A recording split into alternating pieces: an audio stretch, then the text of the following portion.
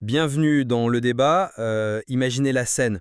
Vous prêtez, disons, 5 000 € à votre frère. Ouais, pour l'aider à traverser une mauvaise passe, je sais pas, à lancer son entreprise. Exactement.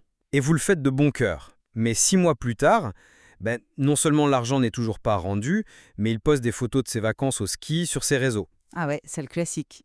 Et là, qu'est-ce qu'on dit? Rien du tout. Voilà, on se tait pour pas faire d'histoire, on ravale cette petite boule au ventre pendant les repas de famille. Et ce silence, doucement mais sûrement, il est en train de détruire la relation. Je veux dire, c'est une gêne paralysante que la plupart de nos auditeurs ont sûrement déjà vécue. C'est exactement pour ça qu'aujourd'hui, on va analyser une approche, disons, radicalement différente. On se penche sur le modèle de Détic. Oui, la fameuse plateforme conçue pour encadrer et formaliser les prêts d'argent à taux zéro entre proches. C'est ça.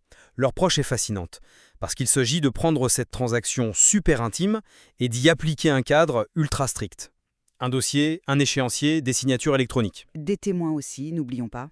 Absolument. Un suivi aura daté avec des témoins. Donc la question centrale aujourd'hui, c'est de savoir si, face à la fragilité de nos émotions, cette bureaucratisation de notre sphère intime est le seul bouclier contre les non-dits. Ou bien, au contraire, si en important ces outils d'audit, disons, d'entreprise, on n'est pas tout simplement en train d'assassiner la confiance. Voilà. Moi, je soutiens clairement la thèse de la plateforme.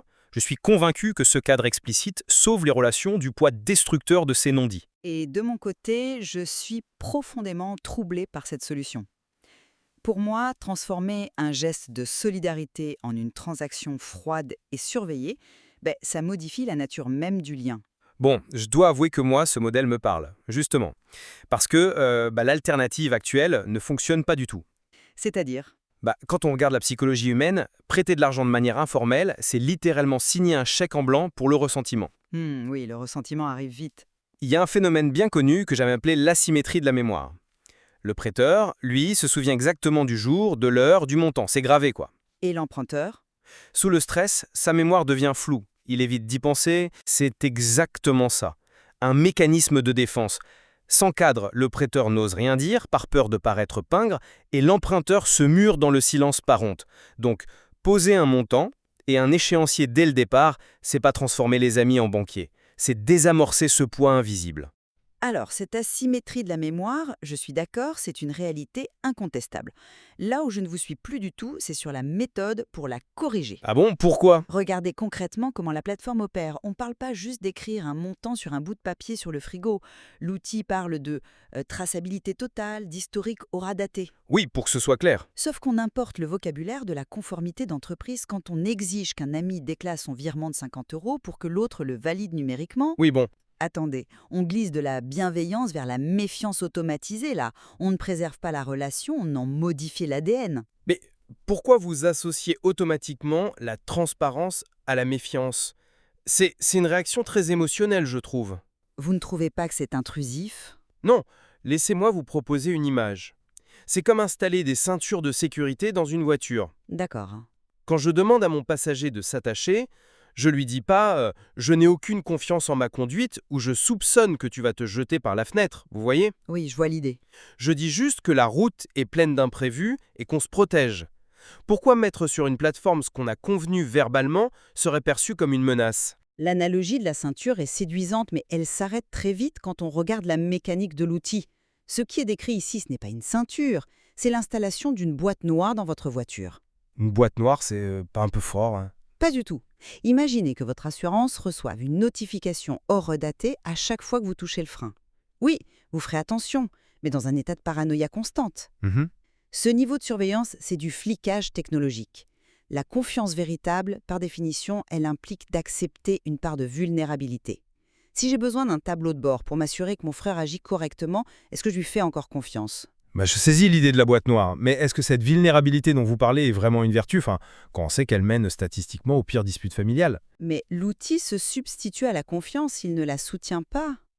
Je suis pas sûr. Vous parlez de flicage, mais parlons de la fonctionnalité des témoins. C'est l'obligation d'inviter 2 témoins de confiance pour valider l'accord. Justement, c'est le point qui m'inquiète le plus. Et pourtant, loin de la boîte noire déshumanisée, moi j'y vois un mécanisme sociologique très ancien. Historiquement, un accord ne se faisait pas en secret dans une cave, mais sur la place publique. Mais on ne vit plus au Moyen-Âge sur la place du village. Laissez-moi finir. Ces témoins recréent une responsabilité communautaire. Ça sort le prêt du secret étouffant pour l'ancrer dans un engagement moral partagé. Faire entrer des tiers dans un arrangement strictement privé, c'est jouer avec le feu psychologiquement parlant. Introduire des amis comme témoins, c'est créer une dynamique de honte extrêmement dangereuse. De honte? Pas forcément. L'emprunteur perd son emploi. Il a un retard. L'embarras n'est plus juste entre lui et le prêteur, où une discussion vulnérable pourrait avoir lieu. Non, soudain, son échec est exposé aux yeux du groupe. Je trouve que vous noircissez le trait. Vous construisez un panoptique, un tribunal d'amis. Comment voulez-vous que l'emprunteur réagisse, si ce n'est en fuyant tout le monde? Je me permets de vous arrêter là-dessus. Votre lecture présume que ces témoins vont agir comme des juges impitoyables. Mais le but, c'est l'inverse. L'inverse? Comment ça? Ça agit en amont, comme un repère moral préventif. C'est pas un peloton d'exécution a posteriori. Le but, c'est d'éviter les discussions difficiles plus tard, car tout est fixé dès le départ. C'est très théorique, ça. Non, le message envoyé, c'est notre relation est tellement précieuse qu'on s'engage solennellement devant nos amis à pas laisser l'argent la détruire. Le témoin, c'est le gardien de la relation, pas l'huissier du prêt. C'est une vision incroyablement optimiste de la nature humaine, en groupe surtout. La sociologie montre que la honte liée à l'argent est l'un des sentiments les plus isolants. C'est vrai, l'argent est tabou. Exactement. Et au-delà des témoins, la philosophie même du système affirme que, grâce à ça, le lien reste protégé. Il y a une ironie tragique là-dedans. Laquelle? La promesse de rester proche est conditionnée par l'utilisation d'une interface numérique. C'est ce que j'appellerais de l'atrophie émotionnelle. De l'atrophie émotionnelle, qu'est-ce que vous entendez par là? Nos relations se fortifient en naviguant dans des eaux difficiles. Apprendre à dire à un ami écoute, tu me dois de l'argent et j'en ai besoin, parlons-en, c'est un muscle social vital. Ouais, je vois. C'est ce courage partagé qui forge la vraie intimité. Si on sous-traite ce courage à une application qui envoie des relances automatiques, on perd ce muscle. L'algorithme gère notre inconfort à notre place. Je comprends votre crainte de voir l'humain remplacé par une notification, mais enfin, je pense que vous inversez la cause et l'effet. Ah bon? Ce n'est pas l'outil qui empêche la discussion courageuse, c'est parce qu'on est déjà incapable d'avoir ces discussions que l'outil est devenu nécessaire. C'est un aveu d'échec alors. C'est du pragmatisme. Pensez à la dette technique en informatique. On code vite pour gagner du temps, ça marche un moment, mais les bugs s'accumulent silencieusement, et un jour, tout s'effondre. Oui, l'image est parlante. Le cadre formalisé, c'est l'architecture propre. L'outil fait la plomberie ingrate, justement, pour libérer l'esprit. Sans l'angoisse de savoir qui doit quoi, l'espace mental est dégagé pour être de vrais amis. Dégager l'espace mental, soit. Mais à quel prix sur la perception de l'autre? Pour les enjeux colossaux, d'accord. En France, les prêts de plus de 5 000 € doivent être déclarés aux impôts. C'est la loi, oui. Là, avoir un outil pour s'aligner avec la loi, très bien. Mais le problème, ce sont les petites sommes. Si je prête 500 € à mon cousin et que je lui impose tout ce processus, C'est pour le protéger aussi. le message sous-jacent, c'est « Je présume que tu es incapable de gérer ton intégrité sans la supervision d'un logiciel ». Traquer un prêt intime avec la rigueur d'un inspecteur des impôts, c'est institutionnaliser la méfiance. Mais c'est là que le bas blesse, vous minimisez l'impact de ces fameux 500 €. On se dit tous, oh, c'est juste 500 €, on s'arrange. C'est souvent le cas, oui. Sauf que 6 mois plus tard, ça devient une montagne de ressentiment. La vraie question, c'est, êtes-vous prête à perdre votre cousin pour 500 €?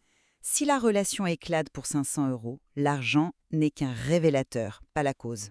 Mais la réalité du terrain, c'est ça. Mettre des garde-fous, ce n'est pas un désaveu de l'amour, c'est une reconnaissance de nos faiblesses. On oublie, on interprète mal. On ne peut pas coder le comportement humain pour s'épargner les douleurs de la communication. C'est une illusion de contrôle. Ce n'est pas une illusion de vouloir éviter qu'un problème d'argent devienne un problème relationnel. Mais le temps file et on va devoir conclure. Allez-y. Pour synthétiser, je dirais que face à nos biais cognitifs et à la peur de froisser l'autre, l'informel est un piège. Cette approche transparente, avec témoin, me semble être le bouclier le plus efficace. Oui, ça crée une friction initiale, mais c'est le prix de la tranquillité sur le long terme. Et moi, je reste convaincue que la bureaucratisation de notre intimité n'est pas l'antidote. Imposer des signatures et des suivis vide nos relations de leur confiance spontanée. Préserver nos liens demande du dialogue, pas des tableaux de bord. On a quand même un terrain d'entente absolu, on partage le constat de départ, prêter de l'argent de manière informelle, sans règles, c'est extrêmement dangereux. Totalement. Ne rien dire et espérer que ça passe, c'est la recette du désastre. La dette non formulée est toxique. Là-dessus, nous sommes parfaitement alignés. Ça montre bien la complexité du sujet. Pas de solution magique, juste des choix sur comment gérer l'inconfort. Alors, à vous qui nous écoutez, choisirez-vous le brouillard au nom de la confiance ou oserez-vous imposer un cadre clinique pour sauver votre relation? C'est à chacun de voir. Merci de nous avoir suivis et à très bientôt.